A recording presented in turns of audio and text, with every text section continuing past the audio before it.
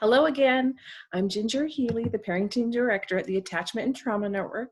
I'm providing some education and support through a couple of quick video clips. This video is a follow-up of my earlier one where I discussed how to help alleviate our children's fears through keeping structure and routine. So in this clip, I'll focus on purposeful play and self-care.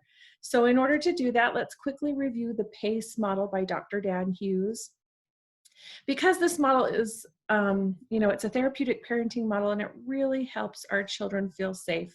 And right now, feeling safe is so critical in our current climate of uncertainty and change. So the P stands for playful. That's where we create that atmosphere of lightness, fun, expressing joy.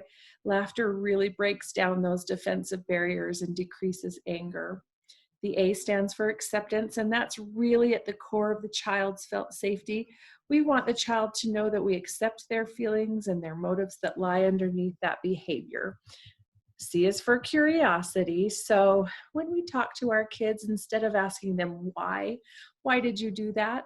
We instead play detective and ask them what they think kind of was going on. What was that about?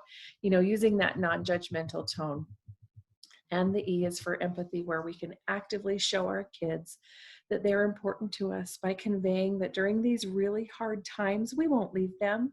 We'll help them through it. We're going to sit in the muck with them. And that model really kind of helps us see our child's strengths and the positive features that lie underneath those challenging behaviors that ramp up during these times of palpable stress and crisis and chaos. So let's go back to that play and playfulness in the model, because I want to discuss how we can make quarantining fun, which I know sounds really counterintuitive, but we can do it and we should do it. And one of the ways to do that is just to avoid that word quarantine, and instead let's call it a staycation. I want us to create environments that kind of builds trust. And so if we can promote that positive behavior and grow connection and be intentional through purposeful play, that really makes a difference. So let's have fun with our kids during this time. And so we're going to follow the child's lead and be really present, put our phone away, avoid our distractions.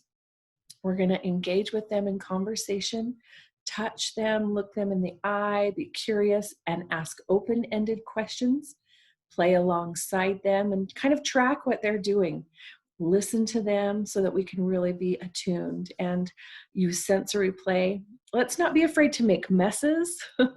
We can massage their feet, hands, back, brush their hair.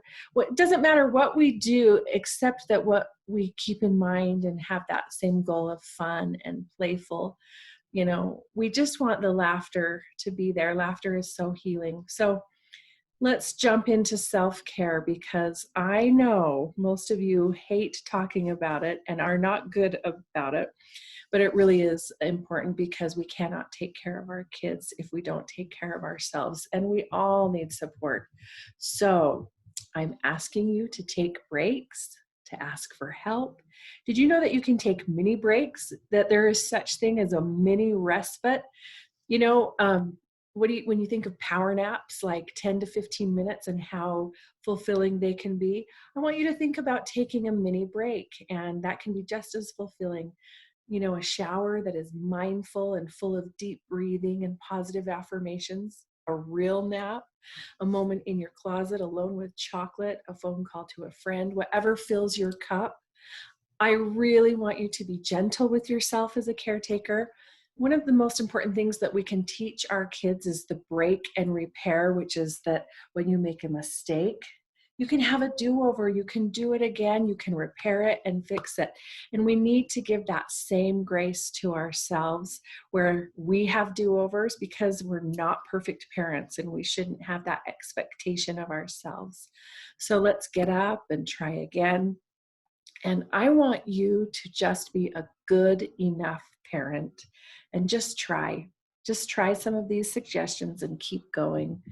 During this difficult time, I really want to encourage you to kind of let things go and avoid power struggles. I want you to put yourself and your needs alongside of your kids' needs.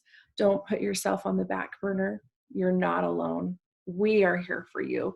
So contact us at the Attachment Trauma Network, attachmenttraumanetwork.org. And thanks for listening.